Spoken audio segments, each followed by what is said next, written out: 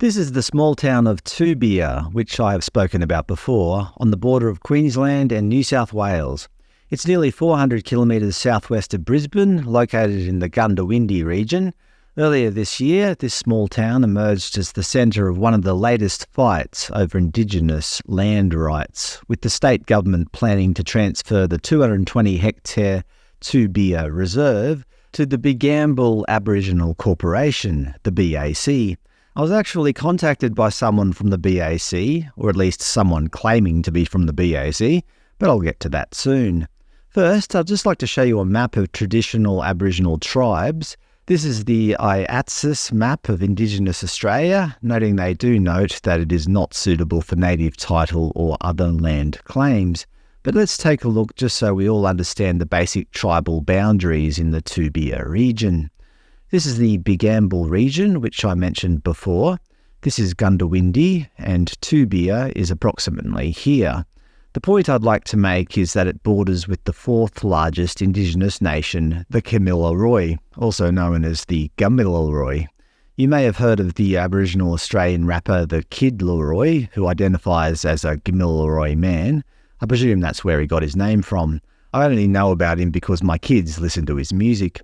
Keep that name Gamilaroi in mind, because news released today about Toobeah in the Courier Mail.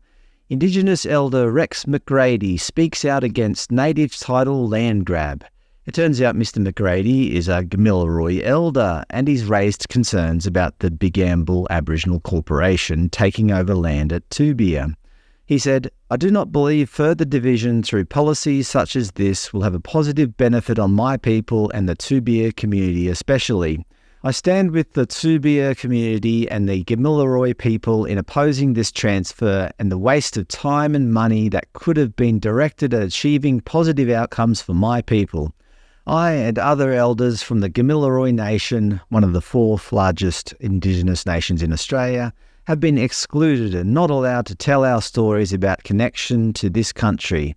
Apical ancestors listed on the Bigambul claim are also identified as Gamilaroi, with many of their descendants living in Toomelah, Boggabilla and Goondiwindi. The Bigambul claim deliberately ignored the voices of Gamilaroi elders and their interests when they applied for native title, and now are doing the same thing with Toobeah." Okay, so clearly it's not just one Aboriginal group who claims some sort of connection with this area. But as I said earlier, somebody from the Bigambul people emailed me earlier asking me to show this website, which I will out of fairness. Toobeah Truth Telling, created by the Bigambul Native Title Aboriginal Corporation. They've created a downloadable PDF, which I will show some of here. Toobeah Truth Telling, let's yarn. So they've made a claim on the land coloured purple and pink, Lot 1 and Lot 10. They also note that there is no official Toobeah Common, as reported in the media. They reject that the state government is giving away 95% of the town and state that Toobeah district is around 1,125 kilometres squared.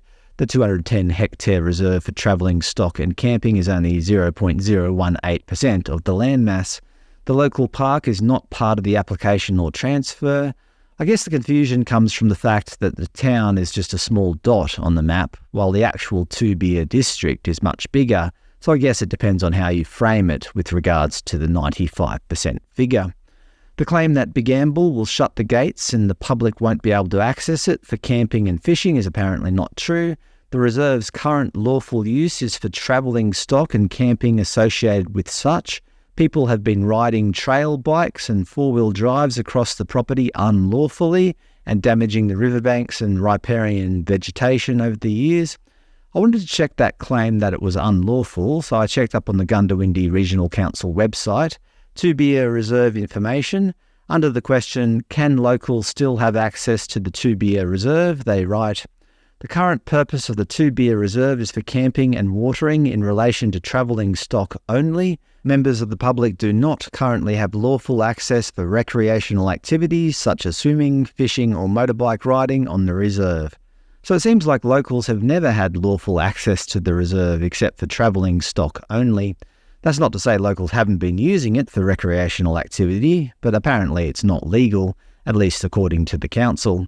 The claim that this is just an Aboriginal land grab is not true in their eyes. The land is in dire need of restoration and rejuvenation, with many weed species throughout, bush medicines and foods are no longer in abundance, and native fruits lacking quality due to a lack of caring for country work. The claim the community won't have access to water is not true. They claim that residents were consulted.